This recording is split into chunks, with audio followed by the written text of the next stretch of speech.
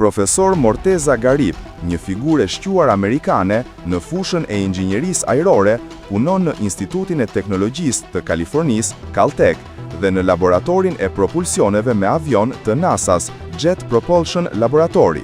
Ai është fitues i medaljes J.E. Taylor të vitit 1996 dhe i çmimit të dinamikës së lëngjeve të vitit 1995 nga Shoqata Amerikane e Fizikës, si dhe antar i Akademisë Kombëtare të Inxhinierisë dhe i Akademisë Amerikane të Arteve dhe Shkencave.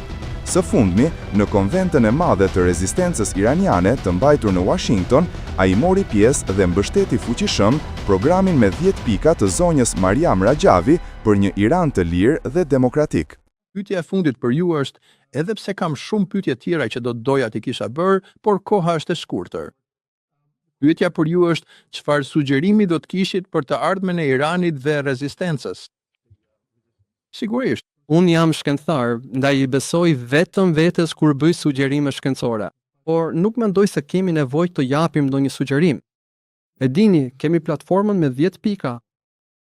Është mbi qenë atë. Dua të them, ajo krijon të gjitha kushtet që ju nevojiten, të gjitha kërkesat që duhet plotësoni për të realizuar gjithçka që përmenda. Pra, ato 10 pika I kam studiuar shumë me kujdes. Është një version I bukur I rinovuar I kushtetutës origjinale. Është vërtet e mrekullueshme që është hartuar edhe për iranianët, për shoqëritë iraniane.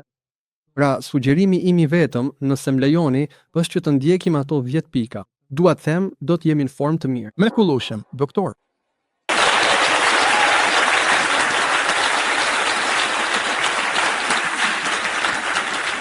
Mari, faleminderit shumë për privilegjin. Është një nder I madh dhe me të vërtet, si profesor, inxhinier dhe shkencëtar iranian, është një nder të kesh dikë si ty që mbështet rezistencën dhe gjithashtu ndihmon njerëzimin.